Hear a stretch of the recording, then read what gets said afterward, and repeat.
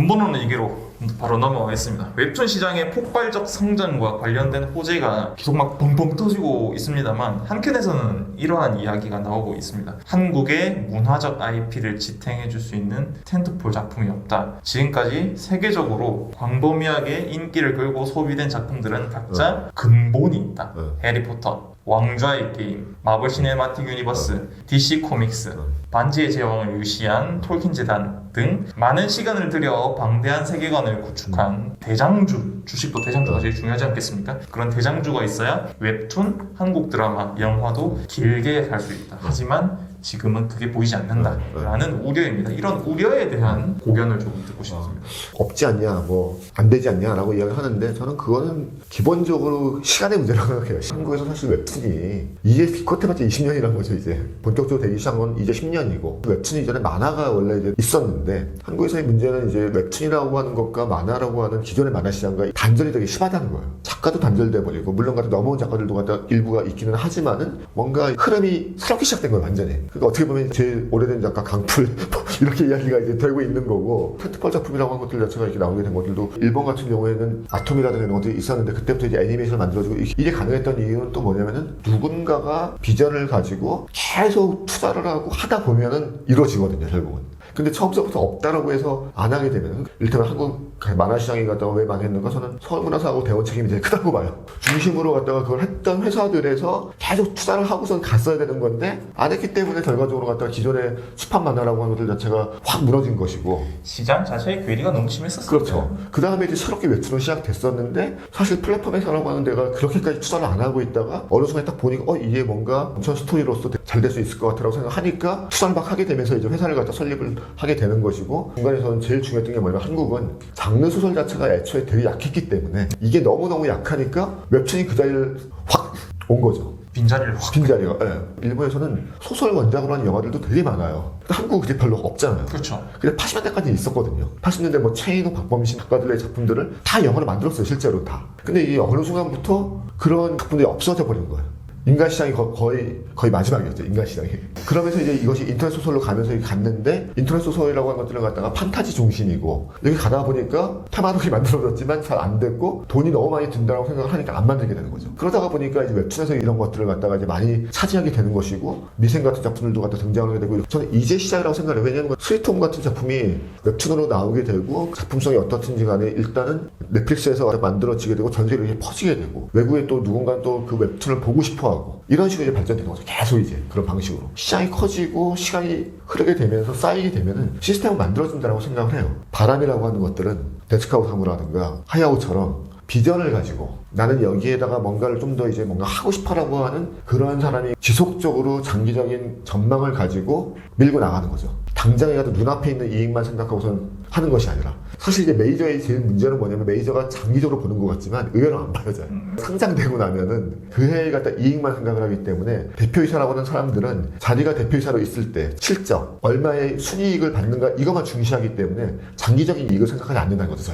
과연 한국 웹툰계는 크르자니크의 인텔이 될 것인가 리사수의 암드가 될 것인가 참 걱정이 됩니다. 과거의 명작들에 대한 의미에 대해서 또 이야기를 해보겠습니다. 네이버 웹툰 김중구 대표가 최근 조선일보와의 인터뷰에서 이런 이야기를 하였습니다. 지금 들어오는 세대는 과거 출판 만화를 거치지 않고 아예 웹툰만 알고 있는 경우가 많다. 기념비적인 작품들도 잘 모르고 슬램덩크를 보지 않았다는 직원들도 많다. 확실히 웹툰 세대로 태어난 직원들이 더 감각적이고 트렌드를 빨리 잡는 것 같다. 앞선 근본론과 연결되는 이야기이기도 하지만 저는 개인적으로 올드스쿨을 굉장히 중시하는 편입니다.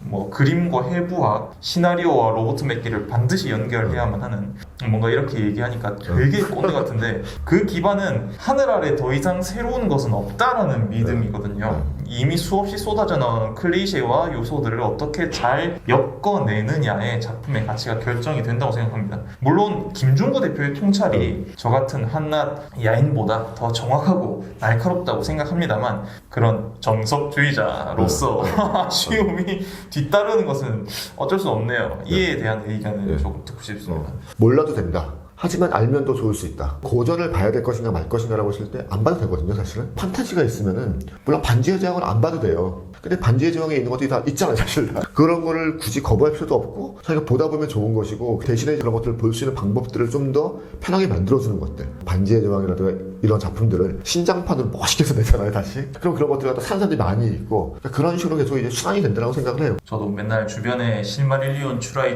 하다가 맨날 욕먹는 스타일이긴 한데 애초에 뭔가 이런 명작, 걸작 이런 것에 대한 강조가 그것이 와 이게 엄청난데 너도 봐 라는 느낌이라기보다 우리가 역사를 배우는 이유가 역사는 그냥 인류 오답 노트지 않겠습니까? 그렇죠. 그것처럼 명작이나 정석이라는 거는 성공 축약본이란 말이에요. 그런 것을 통해서 많은 가치를 얻고 그걸 이용해서 무언가를 잘 해낸 사람들 입장에서 후배들이나 이제 신예들이 좀 필요 없는 그런 오답 노트를 만드는 데 시간 소모가 좀 아쉬운 그런 측면이 있긴 합니다. 그렇죠. 전방위 글쓰기 강의를 하신 지 지금 15년 차이십니다. 네. 좀 어떠신가요? 15년 전과 지금을 비교했을 때 차이가 있는 것 같습니까? 어떻게 보면 글쓰기가 더 중요해졌다고도 볼 수 있죠. 네. 지금은 인터넷이라고 하는 것이 되면서 영상이 더 중요하다고 이야기를 하곤 있지만 어떻게 보면은 그런 것에 대해서 이야기를 하기 위해서 어떤 영상이 정말 뛰어나 아니면 이 영상 속으로 우리가 뭘 배우고 이걸 하기 위해서 글쓰기가 필요해진 거죠. 뭔가 그것에 대해서 이야기를 해야 되고 그 다음에 영상을 만들려면 기본적으로 글을 써야 되고 그러다 보니까 오히려 이제 가장 기본적인 커뮤니케이션의 핵심이 되는 글과 또 하나 말이라고 하는 것들 이게 중요해졌다고 생각을 하고 있어요. 과거에는 어떤 직업적으로 내가 나중에 글을 쓰고 싶다라고 생각을 해서 이제 글 쓴 사람들이 많이 있었는데 지금은 글이 아니라 그냥 어쨌거나 글쓰기가 되게 필요했었다라고 생각해서 글 쓴 사람들이 아주 많다는 거죠. 재료로서의 가치가 좀 그렇죠. 부각이 되는 거네요. 회사에서도 누구나 이제 기획서 써야 되잖아요. 보고서도 써야 되고 심지어. 한국 문화계가 대부흥을 맞고 있는 시대에 창작 꿈나무들에게 전하고 싶은 이야기가 있다면? 자기가 재미있는 거, 자기가 좋아하는 것에 집중하는 것이 가장 필요하다고 생각해요. 예를 들어서 뭐 아이돌을 좋아해도 내가 이 아이돌을 좋아하는 이유가 뭘까? 내가 이 아이돌의 어떤 지점들, 이 아이돌은 다른 아이돌들하고 뭐가 다른데 내가 그 지점을 좋아하는 거야. 항상 뭔가 이유를 생각하는 것들이 좀 필요하다는 거죠. 자기가 이제 창작을 했을 때는 그런 것들을 가지고 항상 내가 뭔가 좀 더 새로운 이야기를 어떻게 하면 할 수 있을까?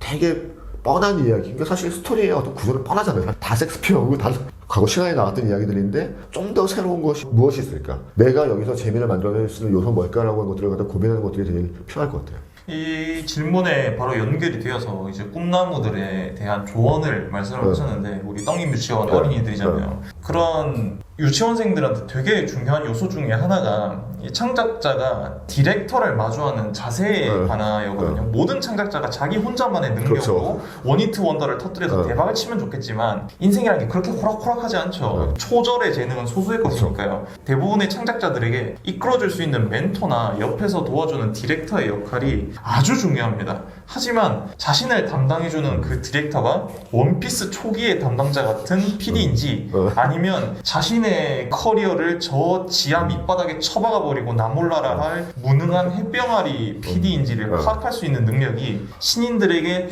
없죠. 아예 없죠. 그런 모르죠. 조언을 필터링할 수 있는 능력에 대한 이야기를 조금 직설적이어도 좋으니까 해주시죠. 정말 러프하게 그냥 숫자로 말하면 네. 한 7대3이거든. 한 7대3. 그러니까 그냥 누군가 이야기한 거 7 정도는 듣고 3 정도는 어쨌든 고집이 필요하다고 보는 건데 뭘 만들든지 간에 내가 여기 집중해 있으면 사실 객관적으로 안 보여요. 잡지 같은 걸 만들어도 나중에 표지에서 오자가 나온 경우가 꽤 있어요. 특히나 표지 같은 경우에 정말 편집장, 편집 기자, 디자이너, 교정하는 사람 최소한 4명, 5명이 최소한 10번에서 15번을 확인을 해요. 그거를. 근데 그 오자를 못 잡는 거예요. 왜 못 잡냐? 계속 보고 있으니까 이거를. 이걸 계속 보고 있으면은 오자가 눈앞에 있는데도 익숙하니까 그냥 보이는 거예요. 진짜로 내가 여기 빠져서 안 보여요. 외부 사람들의 이야기를 들어야 되는 것이고 문제는 뭐냐면 외부 사람이 봤을 때는 그 안에 고민들을 정확히 몰라요. 잘. 이러이러한 부분들을 어떠한 고민을 거쳐서 이러한 인물을 갖다 등장을 시켰고 이러한 인물의 갈등을 왜 이렇게 만들었고 이걸 이해를 못한다는 거죠. 잘. 그렇죠. 그렇기 때문에 7 정도는 갖다 들어야 되는 건데 2, 3 정도를 내가 여기서 하고 싶었던 이야기가 무엇일까 이거를 갖다 놓치면 안 된다는 거죠. 그래서 그거를 내가 하고 싶었던 이야기에서 이거를 하기 위해서 가장 중요했던 요소들 뭐 이를테면 어떤 캐릭터라든가 어떤 종류의 어떤 설정이라든가 이런 것 부분들을 포기할 수 없는 부분들은 있어야 된다고 보는 거죠. 내가 고집을 부려야 될 부분은 무엇인가라고 하는 부분들을 좀 이제 정확하게 저희가 파악하고선 뭔가 멘토라든가 아니면 외부에다 이제 도움을 요청하는 것들이 필요하다. 자, 레거시 미디어 이야기를 한번 해보겠습니다. 레거시 미디어의 퇴행과 뉴미디어의 부흥은 되게 오래전부터 나온 담론이란 말이에요. 당장 공중파의 붕괴와 유튜브, 넷플릭스의 급성장을 저희는 눈으로 확인하고 있기도 하죠. 이런 변혁의 시대에 앞서서 글을 쓰는 게 더 중요해진 시대가 왔다라고 하셨는데, 텍스트를 기반으로 한 창작자들이 갖추어야 할 자세는 무엇일까요? 또한 드라마티카뿐만 아니라 무섭게 우리의 뒤를 쫓아오고 있는 AI의 위협은 창작자들은 어떻게 받아들여야 할까요? 일단 저는 AI는 신경 쓸 필요가 없다고 생각을 해요. 차라리 AI를 신경 쓸 바에야 다른 작가나 아니면 지금 트렌드가 뭔가를 신경 쓰는 게 훨씬 낫고, 당장 눈앞에 놓인 과제를 AI도 다른 작가인 거죠, 그냥. 그러니까 그냥 내가 좋은 작품 쓰면 되는 거예요. 그냥 그거는 내가 좋은 작품 써도 좋은 작품 쓰는 작가들이 무수하게 있는 건데, 거기에 AI가 있어봤자 뭐 그냥 똑같은 거죠.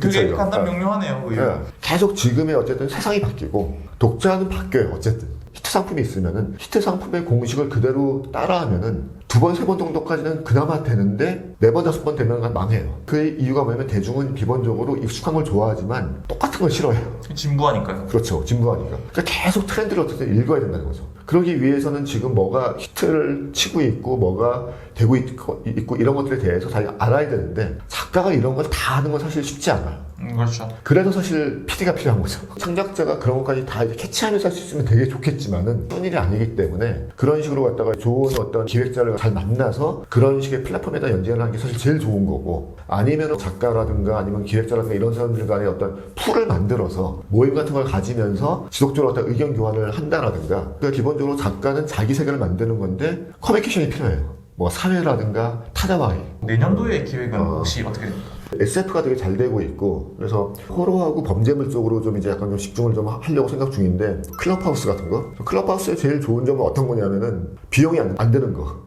전혀 비용이 안 드는 거. 그냥 집에서 이야기하면 되는 거니까. 그게 뭐 수익이 나거나 거대한 영향력이 되거나 이런 거는 전혀 아닌데, 그걸 통해서 그냥 호러라든가 범죄물이라든가 이런 거에 관심 있는 사람들이 좀 모여서 이야기를 하게 되고, 일단 만나서 그냥 계속 이야기를 하고 친해지다 보면은 뭔가가 될 수도 있다, 그냥. 안 되면 많은 거고. 그런 식의 모임 같은 것들은 좀 계속 좀 이제 하려고 생각하고 있어요. 온라인과 오프라인과 다. 그럼 바로 연결해서 시봉 투어 소개 한번 해주세요. 시봉 투어는 시네마 공석 투어라고 그냥 이제 이름을 붙였는데, 일본 쪽을 갖다 그런 식으로 하는 경우가 꽤 있어요. 그러니까 일본 쪽에 뭐 문화기행식으로 해서 뭐 예를 들어서 시마네 쪽에 있는 것 요리거리가 있는데, 미츠키 시게로에 갖다 요리거리를 갖다 갖는 그런 건데, 그걸 가면서 그쪽에 관련된 뭐 이야기를 뭐 제가 좀 뭐 이야기도 하고 뭐 같이 보는 그런 식인데, 앞으로 여행의 어떤 트렌드 같은 경우에도 싸구려 패키지 가면 뭔가 사야 되고 막 이런 거 이게 아니라 좀 약간 고급한, 그러면서 뭔가 좀 이제 내용도 있는 그런 투어를 원한다, 이제 그런 식으로 트렌드가 갈 거다라고 이제 이야기를 이제 하게 되면서 좀 더 본격적으로 한번 해보자라고 해서, 일단 국내에서 영화제를 같이 가서 영화에 대해서 이야기를 하고 뭐 이런 부분들을 갖다 만들어 보자라고 해서 있고, 그래서 이제 올해는 일단 코로나 때문에 이제 국내 위주로 해서 전주, 제천, 무주 뭐 이런 데를 이제 가고, 그다음에 내년도에 해외를 갈 수가 있게 되게 되면은 뭐 코미콘이라든가 뭐 스트레스 영화제라든가 뭐 가보자라고 하는 건데, 뭔가 이걸 좀 더 사람들한테 많이 권하고 싶다는 생각들이 들거든요. 스트레스 영화제 같은 경우는 완전히 장르 영화제인데, 거의 주말에 뭘 하냐면 갖다가 좀비 워크를 해요. 좀비 워크를 딱 하면은 스트레스만이 아니라 스트레스가 휴양지인데 그 주변에 있는 큰 도시에서 거기까지 와서 일가족이 좀비 분장하고 그 스트레스 거리를 걷는 거예요. 보러 오는 사람들이, 참가한 사람들이 즐거워하는 영화제 같은 것들 같은 경우가 외국에는 꽤 있거든요. 그래서 이제 그런 것들도 한번 경험해보면 되게 좋을 것 같고 그래갖고, 그런 것들을 좀 앞으로 해보려고 시봉 투어를 하게 된 거죠. 자, 마지막입니다. 고정 질문. 영감을 얻는 장소나 매체.